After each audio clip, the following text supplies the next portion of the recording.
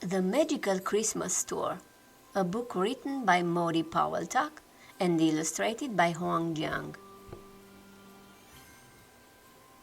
Benji's grandma had always said, "Magic happens on Christmas Eve." This Christmas needed some magic. There wasn't enough money for a tree or even a turkey, and everyone felt a little sad. Benji passed dazzling stores and excited shoppers. "I wish I could buy my family spectacular presents," he sighed. "That might make them smile again." But Benji's grandma was right about Christmas Eve, because when he turned to go home, an enormous polar bear ran right into him. "Oh, I'm sorry," the polar bear cried. "I'm late for work." Benji scrambled to his feet and gasped. A huge glamorous store had appeared, shimmering in the frosty air.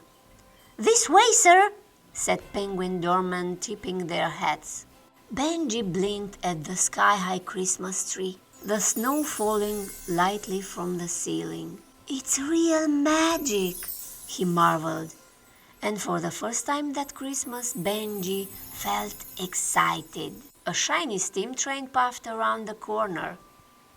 "Hop on!" grinned the polar bear. "Let's find those presents." They raced along a golden track, spiraling higher and higher.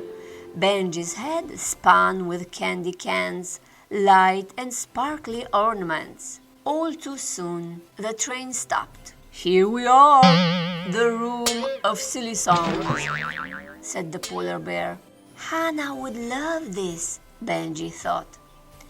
It was crazy and loud, and it would make her laugh. Benji blew a funny-looking twisted trumpet. "Excellent choice, sir," hosted a flamingo. "Your sister will be thrilled." "But I can't afford it," said Benji. "I only have a few dollars." "Dollars?" thrilled the flamingo. "We don't want your money. Sing us a song instead. The sillier, the better." Benji sang the silliest song he knew and had everyone in stitches.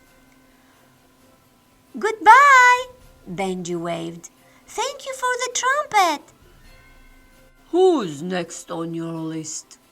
Your grandma?" asked the polar bear. "We have to find something very special for her. Next stop, the room of imaginary gifts." It was pretty empty. "There's nothing here," said Benji. "Sir has to use his imagination," drawled the leopard store assistant. Benji closed his eyes, imagined hard, and then opened them again. The room bulged with extraordinary gifts. Genie lamps, treasure chests, bejeweled suits or armor. But those weren't right for Grandma. "It has to make her feel wonderful," said Benji. Then he saw it. A most magnificent imaginary hat. "How much, please?" he asked.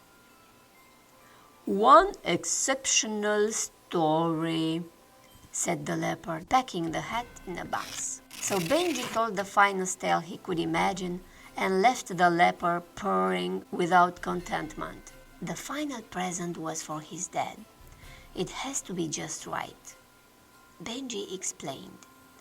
"Sometimes my dad feels so sad that he can't buy us very much. So when he opens my present, I want him to feel happy. I want him to feel loved," asked the polar bear.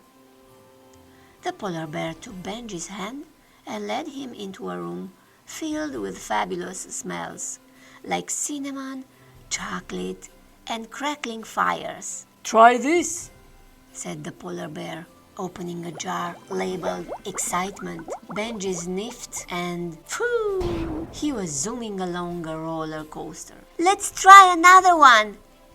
One sniff of a jar labeled "Summer Vacation," and he was on a beach breathing in the salty air. They smelled jar after jar, all amazing, but none was quite right for his dad, until the last one. It was a small jar labeled "Joy." Benji sniffed. It smelled like family movie night on the couch, like walks together in the fall, like a hug from the person you love most in the world. Benji left the store with his bag heavy, his head full of magic. "Goodbye! Goodbye!" waved the polar bear. Back home, Benji couldn't stop looking at the presents. "Someone is excited for Christmas," said Grandma at dinner. Hannah and Benji woke up very early the next morning. "It's Christmas!" Hannah yelled. Grandma made a special breakfast, and then they decorated Dad with guirland. But when it was time to pass out the presents, Benji paused. He had an empty hat box, a twisted trumpet, and a small jelly jar. But then Hannah laughed as she blew her trumpet, and Grandma pranced around the room in her new hat, thrilling. "Darling, I've never felt so wonderful." Dad sniffed the jar and beamed. "Oh, it's wonderful, Benji." Everyone hugged. Benji had given them the best present money can buy. They all felt happy. They all felt love. And Christmas was magical once again.